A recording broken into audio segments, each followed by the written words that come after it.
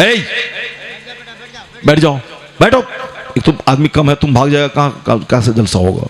लाल पट्टा डाले हुआ, बैठो। तुम्हारे बहुत आदमी, सैयद साहब चले गए, उसके बाद उठ के चला गया, क्या मतलब हुआ? सैयद साहब आए चले गए, ठीक है। सैयद साहब थे, आए नात पढ़े, अपना चले गए। मौलाना आएंगे तकरीर करेंगे, चले जाएंगे। शायर आया, नात पढ़ा, चला गया। तो मगर तकरीर तो सुनना है, दिन की बात के लिए नहीं। जैसा मैंने क्या किया है कि नात सुनने के लिए जलसा हुआ है। जलसा नात सुनने के लिए होता है कि तकरीर सुनने के लिए होता है? तकरीर सुनने के लिए होता है। हम कैसे ज़िंदगी गुजारें, हम कैसे दुनिया में रहें, हमारे घर में बरकत कैसे नाजिल हो, हम कुरान पाक को समझें, हदीस पाक को समझें।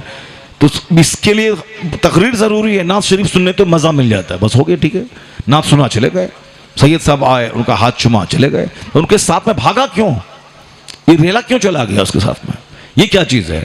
जलसा इसीलिए हम कराएं ताकि किसी पीर साहब की तारीफ करें 12 घंटे हैं। इसीलिए भीख मांगे हैं 10-10 रुपया करके। 2 महीने से चंदा की हैं, भीख मांगे इसीलिए कि पूरा जलसा एक पीर साहब की नजर हो जाए। इसीलिए किया कि एक मौलाना साहब के नजर जलसा हो जाए, एक पीर साहब की तारीफ कर दें। जलसा इसलिए होता है कि 4 घंटे तक अल्लाह की तारीफ हो जो हमारा पैदा करने वाला, रसूलुल्लाह की तारीफ हो जो इसका हम कलमा पढ़ते हैं, कुरान करीम की तारीफ हो जो हमारी किताब है। बाकी दूसरी तारीफें ज़िम्नन होती हैं। पीर साहब रात भर सजदा करता है, इसलिए उसकी तारीफ होती है। माशाअल्लाह, पीर साहब एक रात में पूरा कुरान खत्म करते हैं, इसलिए उसकी तारीफ होती है। तो पीर साहब की तारीफ इसलिए होती है कि वो कुरान पढ़ता है। तो पीर साहब की तारीफ तुमने क्या, अगर वो रात भर सिनेमा देखने लगे तो पीर साहब का तुम पैर चूमेगा?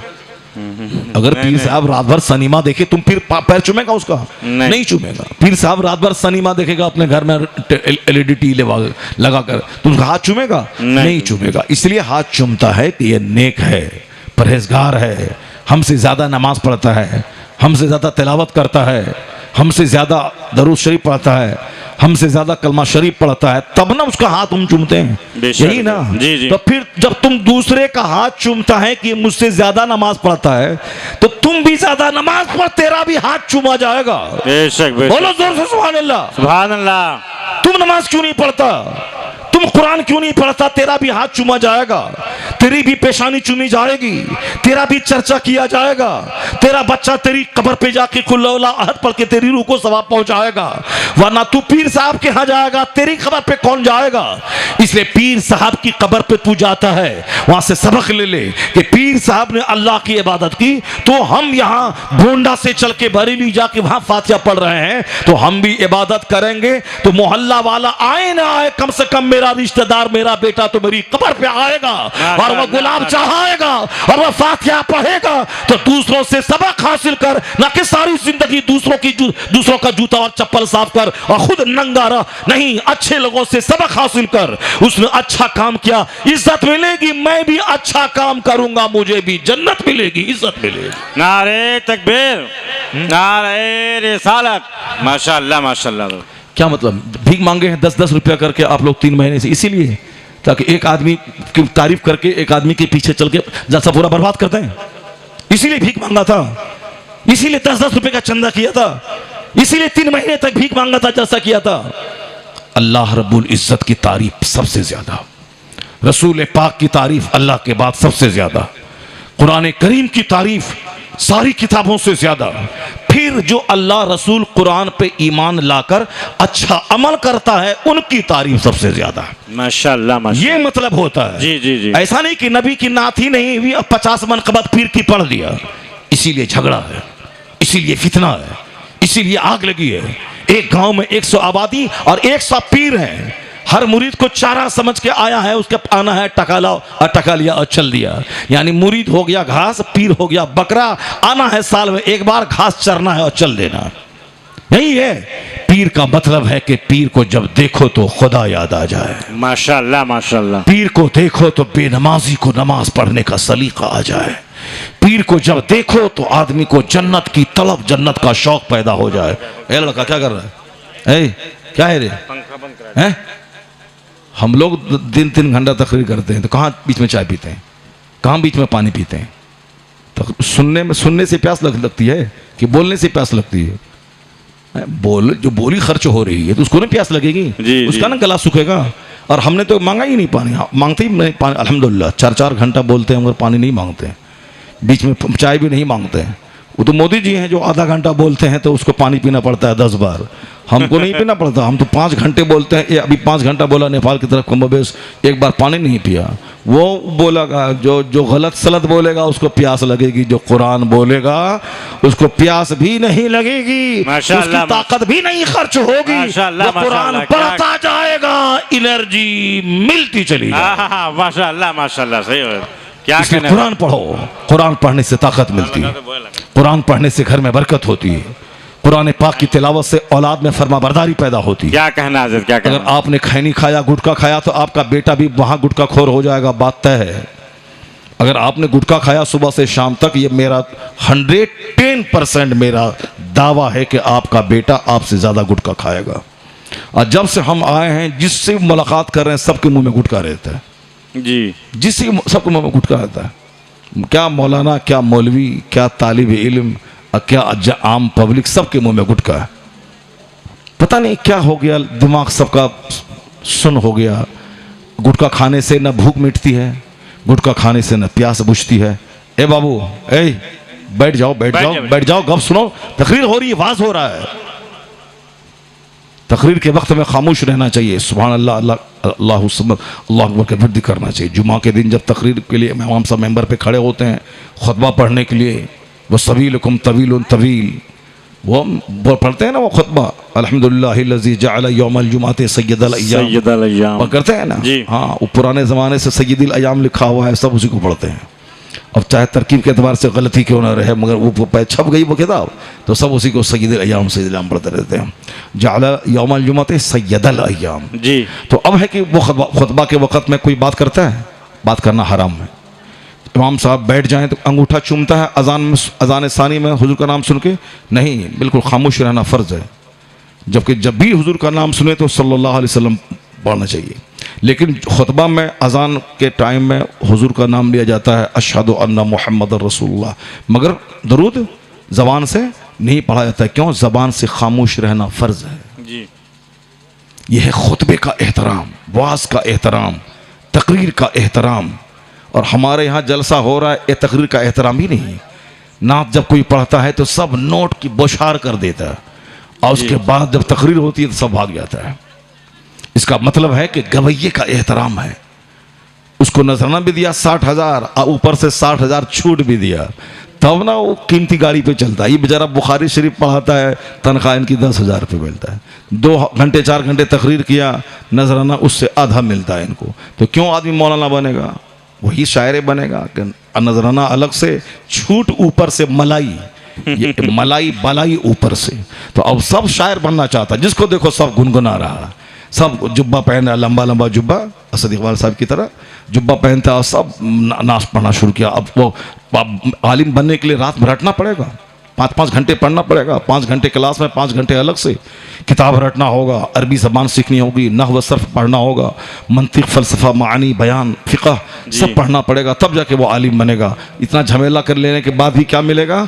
कुछ नहीं। तकरीर सुनने के टाइम में 5 आदमी रहेगा, अब वो आएगा चटक मटक गाएगा, 1 लाख आदमी आएगा, पैसा फेंकेगा जाएगा। ये जब तकरीर सुनाने के लिए मौलवी साहब जो 12 घंटे पढ़ के आया है रात भर 20 साल, उसके सामने 5 आदमी बैठा हुआ रहेगा, और टका भी कम और इज्जत भी कम, तो वो कोई आलिम नहीं बनेगा। मदरसा सारा बंद हो जाएगा, क्योंकि इसका रिस्पॉन्स नहीं मिलता है। तो वो जो ना पढ़ा ना लिखा, वो दूसरे से शेर लिखवा लिया हिंदी में, उसी को मोबाइल में देख देख करके गा दिया, उसको अपना कमाल नहीं है, दूसरा लिख दिया। अब वहाँ मशीन रखता है, उसमें पैर से ऐसे दबाता है, उसके बाद वहाँ आवाज़ इको की निकलती है, और फिर वो दिया, पैसा लिया, अपना चल दिया। तो सब गवैया बन जाएगा तेरा बेटा, तुम्हारा बेटा गवैया बनेगा, तुम्हारा बेटा सब वो उगाने वाला बन जाएगा। कोई आशिक़ रसूल नहीं बनेगा, कोई मुफस्सिर नहीं बनेगा, कोई आलिम दीन नहीं बनेगा, कोई हाफिज़ कुरान 10 साल कुरान रट कर मेहराब में 30 पारे सुनाने वाला हाफिज नहीं मिलेगा। इसलिए आलिमों की कदर कर, गुफ्तगू की कदर कर, कुरान हदीस की बात की इज्जत कर, माशाअल्लाह। मदरसे में पढ़ने वाले आलिमों को सम्मान दे। एक जाहिल पीर का बेटा जाहिल, वो उसका तुम पैर चूमता है, जो ना हाफिज कुरान ना आलिम दीन कुछ नहीं है, और जो 20 साल तक अरबी अदब रटने के बाद, फिक़ह पढ़ने के बाद एक जबरदस्त आलिम और मुफ्ती बना है, उसको तू सलाम तक नहीं करता है। वो क्यों मेहनत करेगा 20 साल? इसलिए समाज जाहिलों का समाज बन जाएगा, हर तरफ जाहिलों का दौर दौरा होगा, जाहिल को सम्मान दिया जाएगा, कोई इल्म की गहराई में नहीं डूबेगा। इसलिए आज वक्त बाकी है, आलिमों को इज्जत दे, मदरसे वालों को इज्जत दे, मदरसे से चंदा मांगने वालों को सम्मान दे, आलिमों का हाथ चूम, जो मदरसे में 5 घंटे बैठकर हमारे बच्चों को कुरान पढ़ाते हैं उनको इज्जत दे, जो हमारा निकाह पढ़ाते हैं, जो हमारे जनाजे की नमाज पढ़ाते हैं, जो हमें हमारे बच्चों के कान में अजान देने वाला पैदा करते हैं, जो माँ की गोद से लेकर कब्र की गोद तक हमारे रिफॉर्मेशन, हमारी इस्लाह की कोशिश करते हैं। जनाजे में आलिम, खिताब में आलिम, सीरत के जलसे में आलिम, जुलूस में आलिम, निकाह में आलिम, मकतब में आलिम, मदरसे में आलिम, और कोई तलाक हो जाए तो फतवा पूछे आलिम के पास। यानी हर मोड़ पर जो मुझको मेरी रहनुमाई करता है वो आलिम दीन है। और हमने उनके साथ क्या सलूक किया, तो कोई आलिम नहीं मिलेगा, कोई फतवा बताने वाला नहीं मिलेगा। लोग जाहिल रहेंगे, जाहिलों से फतवा पूछेंगे, वह बगैर इल्म के जवाब देगा, वो भी गुमराह और कौम गुमराह होगी। उस वक्त क़यामत आ जाएगी। उससे पहले आलिमों को सम्मान दे, इज्जत दे, ताकि तेरा बेटा इंजीनियर बाद में बने, पहले आलिम बनना चाहे। आलिम बनने में दुनिया की इज्जत भी है, आखिरत की जन्नत भी है। तो वो बोलेगा इंजीनियर बन के दुनिया में क्यों कमाओ, आलिम बनो ताकि दुनिया भी मिले, आखिरत भी मिले। नारे तकबीर, नारे रिसालत, हुजूर मुफ्ती साहब किबला, माशाअल्लाह और माशाअल्लाह। आलिम जब तकरीर करें, शायर को छूट अगर मिले 5,000 रुपया, तो आलिम को छूट दे 25,000 रुपया, ताकि वो शायर भी अपने बच्चे को शायर नहीं बनाएगा, वो भी अपने बच्चे को मौलाना बनाएगा। बेशक बेशक, सच है। तो 5,000 उसको नजराना दिया है उसको, तो आलिम को 10,000 नजराना दे, आलिम को 20,000 नजराना दे। जब पैसे की का ही सवाल है, आला हजरत ने लिखा आखिर जमाने में बगैर पैसा के दिन का काम नहीं चलेगा। हदीस में आया है, बगैर पैसे की मस्जिद नहीं बनती है, बगैर पैसे के मदरसे की इमारत नहीं बनती है, बगैर पैसे के जलसे में पिंडाल नहीं लगता है, बगैर पैसे के साहब कोई काम नहीं होता है। जब सारा काम पैसे से होता है, तो फिर जब महफिल सजी है, 1 लाख का साउंड आया है, 1,10,000 का पोस्टर छपा है, और खिलाने में 50,000 खर्चा हुआ है, तो फिर मौलाना के पैसे को तो गिनता है, और ये से पैसा क्यों नहीं गिनता है? वो सारा जो खर्चा हुआ खिलाने में 50,000 उसको क्यों नहीं गिन रहा है? पोस्टर छपाने में 15,000 उसको क्यों नहीं शुमार कर रहा है? ये माइक में 25,000 इसको क्यों नहीं गिन रहा है? मौलाना को लिफाफ दिया 25,000 उसको गिनता है। अब बोलता है दिन का काम कैसे होगा? जब दिन का काम नहीं होगा तो पिंडाल मत बना, माइक मत लगा। मौलाना को दावत दे कि मस्जिद में तकरीर होगी, मस्जिद में, मस्जिद का माइक, मस्जिद की चटाई, मस्जिद की लाइट, मस्जिद में आपको 2 घंटा वाज करना है। उसके बाद भी अगर मौलाना आपसे लिफाफ मांगता है, तब उसके बाद आप उससे पूछे कि दिन का काम कैसे होगा। और जब आपने चंदा किया 5 लाख, और माइक वाले को दिया, पोस्टर वाले को दिया, पिंडाल वाले को दिया, देग वाले को दिया, बावर्ची को दिया, जब सबको दिया, जब पैसा सबको दिया, तो मौलाना को देने में दर्द क्यों होता है? सच है जी। क्यों इसको बोलता है कि दिन का काम कैसे होगा? इसलिए वो सारी बात मत बोल। हुजूर ने फरमाया है आखिर जमाने में दिन का काम भी दिरहमो दिनार से चलेगा। जी, जी, जी। जब दिरहमो दिनार से चलेगा, तो अच्छी तनख्वाह देकर अच्छा आलिम रख, अच्छी तनख्वाह देकर अच्छा मुदर्रिस रख। बच्चा 400 पढ़ता है, और तुम उसमें एक मुदर्रिस से काम चलाता, जबकि हर 10 बच्चे के पीछे एक टीचर रहना चाहिए जी। हर 10, अगर अच्छी तालीम हो तो हर 10 के पास एक टीचर रहना चाहिए। और यहाँ साहब 400 बच्चे हैं और 2 टीचर है, कैसे पढ़ाई होगी? अब फिर आके बोलेगा कि हमारा बच्चा कुछ नहीं जानता है, तो उस अच्छी तालीम के लिए खर्च करना होगा। अच्छी अगर नहीं है हमारे पास, तो कौम हमको चंदा देगी ताकि हमारे मदरसे चलें और हमारे गरीब बच्चे वहाँ पढ़ें। हम इंजीनियर डॉक्टर नहीं बनाएंगे जिसके पीछे हमारे लाखों रुपए खर्च होते हैं। हम बच्चों को आलिम बनाएंगे, मुफस्सिर बनाएंगे, हम बच्चों को नेक दीनदार बनाएंगे। मदरसे में अंग्रेजी की तालीम आजकल हो रही है, मदरसे में कायदे से बच्चा पढ़ पढ़ के आज IAS ऑफिसर आज हो रहा है। नहीं देखा आपने 3 साल पहले अशरफिया का एक आलिम मौलाना शाहिद मिसबाही, वो IAS बन गए, यानी DM बन गए वो हिंदुस्तान के। सुभान अल्लाह, सुभान अल्लाह। जो आदमी बचपन से स्कूल कॉलेज में पढ़ाता है वो नहीं बन पाया, और एक मदरसे का पढ़ा हुआ बच्चा वो IAS ऑफिसर बन गया। इसका मतलब मतलब यह निकला कि वहाँ आजकल मदरसे की चटाई पे पढ़ाएं, यहाँ सीना खुलता है, यहाँ बच्चों का ब्रेन खुलता है, यहाँ किताब रटने की सलाहियत पैदा होती है। अच्छी तालीम मदरसे में हो तो 50 डीएम मिलके उतनी जानकारी नहीं रखता जितनी जानकारी एक आलिम दीन के सीने में। सच है सर। इसलिए मदरसे को परवान चढ़ाएं। आज IAS ऑफिसर बनने के लिए खूब मेहनती की जरूरत है, तो बच्चा मदरसे में पढ़ के मेहनती होता है, चटाई पे पढ़ के वह किताब रटने की सलाहियत पैदा कर लेता है। पिछले साल नीट में 4-5 हाफिज कुरान ने MBBS डॉक्टर के लिए जो नीट का परीक्षा पास करना जरूरी होता है, नीट निकाला, उसका एम्स में बंबई मेडिकल कॉलेज में एडमिशन उसका हुआ। इस बार भी 7वें नंबर पे जो IAS का रिजल्ट कल निकला है, IAS का कई मुसलमान इसमें कामयाब हुए हैं, IAS ऑफिसर बने, अब वो DM बनेगा। मोदी जी के जमाने में लोग कहते हैं कि हिंदू का मुल्क है, यहाँ नौकरी मुसलमान को नहीं मिलती है। गलत बात, झूठ बात। हिंदू का मुल्क नहीं है, ये सेकुलर मुल्क है, डेमोक्रेटिक मुल्क है। हिंदुस्तान के संविधान से चलता है, यहाँ कोई राजपूत और ब्राह्मण का कानून नहीं चलता है। हिंदुस्तान का जो संविधान है उससे ये मुल्क चलता है। और हिंदुस्तान में IAS ऑफिसर हर साल आज भी कई बच्चे मुसलमानों के बनते हैं। अगर वहाँ भी पक्षपात हो, जात पात हो, कॉमनल फीलिंग हो तो कोई मुसलमान का बच्चा DM नहीं बन पाएगा। लेकिन नहीं, लगातार अभी 10 साल से मोदी जी यहाँ हैं, इस पीरियड में हर साल IAS का जो रिजल्ट निकलता है, किसी में 35, किसी में 40, किसी में 20, किसी में 25, इतने बच्चे हर साल मुसलमानों के IAS ऑफिसर बनते हैं। सुभान अल्लाह, माशाल्लाह। सही। इस बार भी 7वें नंबर पे कश्मीर का एक लड़का है। IAS में 100 नंबर, 100 के अंदर में रहना बहुत बड़ी बात है, उसके बहुत दिल गुर्दे की बात है, बहुत मेहनत की बात है। 7वें नंबर पे एक मुसलमान लड़का आया, अभी कल रिजल्ट निकला IAS का, जो हिंदुस्तान का सबसे रिस्पेक्टेड वो कंपटीशन है, उसको पास करना बहुत बड़ी बात है। सबकी तमन्ना होती मैं DM बन जाऊं, और DM बनने के लिए UPSC IAS बनना पड़ता है। तो अब उसमें मुसलमान लड़के ने निकाला है। मेहनत जो भी करेगा होगा, इसलिए मदरसे को खूब स्ट्रॉन्ग करें और जलसे को स्ट्रॉन्ग करें, क्योंकि जलसे में कोई कॉमेडी नहीं होती है, जलसे में सिर्फ जिंदगी संवारने की बातें होती हैं। जलसे में एक कामयाब इंसान में कैसे बनूं उसका पैगाम नशर होता है। और जलसा साल में एक बार नहीं, सस्ता जलसा हो, हर महीने में एक जलसा हो, एक स्कॉलर आए ताकि हमारे जितने लोग वहाँ बैठे हैं सबको दीन सिखाएं। आदमी के दिमाग में कुछ सेट होता है, वो गलत सेट हो गया तो वो गलत बन जाएगा। उस गलत सेटिंग को अच्छी गुफ्तगू तोड़ देती है।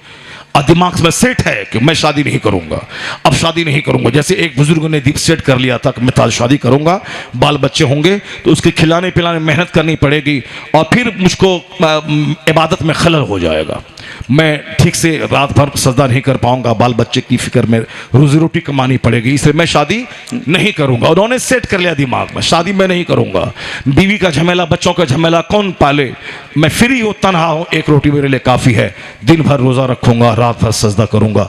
उन्होंने दिमाग में सेट कर लिया। गौर से सुन लेना, तकरीर का क्या फायदा होता है, वाज का क्या फायदा होता है, क्योंकि इंसान का स्ट्रक्चर सर से लेके पांव तक कैसा है ये अल्लाह को मालूम है, अल्लाह ने ही बनाया है। ये आदमी का ये दिल है जो बदलता रहता है, उलटता पुलटता रहता है। आदमी का ये ब्रेन है, ये ब्रेन भी उलटता पुलटता रहता है। यह ब्रेन और ये दिल इसी दो की कहानी है। ये हाथ और पांव ये सब क्या चीज है? दिल बोलता है इधर इधर पकड़ो तो हाथ उधर जाता है, दिल बोलता है ऐसे करो तो इधर पांव पांव ऐसे, वहां चलो वहां दिल जाता है, वहां पांव जाता है। शराब की भट्टी चलना है, यहाँ डिसीजन यहाँ से होता है और फिर पांव उस तरफ चल देता है। डिसीजन यहाँ से होता है कि मस्जिद चलना है, पांव उधर चल देता है। डिसीजन ये होता है कि हाथ से दूसरों का बोझ उठाना है, या डिसीजन यहाँ हुआ हाथ वर्क करता है। डिसीजन ये है कि आज दूसरों की बहू बेटी को हाथ पकड़ना है, डिसीजन यहाँ लिया हाथ उधर बढ़ जाता है। शराब की बोतल शरबत की बोतल सामने मौजूद है, डिसीजन यहाँ से लिया जाता है कि शरबत पीऊं कि शराब पीऊं। अब यहाँ डिसीजन यहाँ से लिया कि नहीं, शराब की एक बोतल को अगर मैं टच किया, शराब पीने वाला जहन्नमी, शराब बोतल से डालने वाला जहन्नमी, शराब का गिलास देने वाला जहन्नमी, शराब की भट्टी में जाने वाला जहन्नमी, शराब की बातों को लिखने वाला जहन्नमी। शराब की एक बूंद अगर अंदर दाखिल हो गई 40 दिन तक न कोई सजदा कबूल होगा, 40 दिन तक न कोई दुआ कबूल होगी।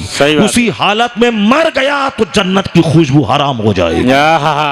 जन्नत की खुशबू कहां से चलती है? अगर अच्छी खुशबू हो तो 10 कदम से सूंघने में आती है, और उससे ज्यादा अच्छी खुशबू हो तो कोई इमाम साहब मस्जिद में घुसे तो सारी मस्जिद मुअत्तर हो जाती है। उससे ज्यादा तेज खुशबू हो तो बस हाफ किलोमीटर पे कोई खुशबू लगा के गया है तब उसकी खुशबू आती है। ये उसके अब उसके आगे 1000 कीमती खुशबू हो, 5 किलोमीटर दूर से खुशबू नहीं आती है। 10 कदम से, 20 कदम से, 25 कदम से खुशबू आती है। जन्नत की खुशबू 500 साल दूरी से आती है। अल्लाह समद, जन्नत की खुशबू 500 साल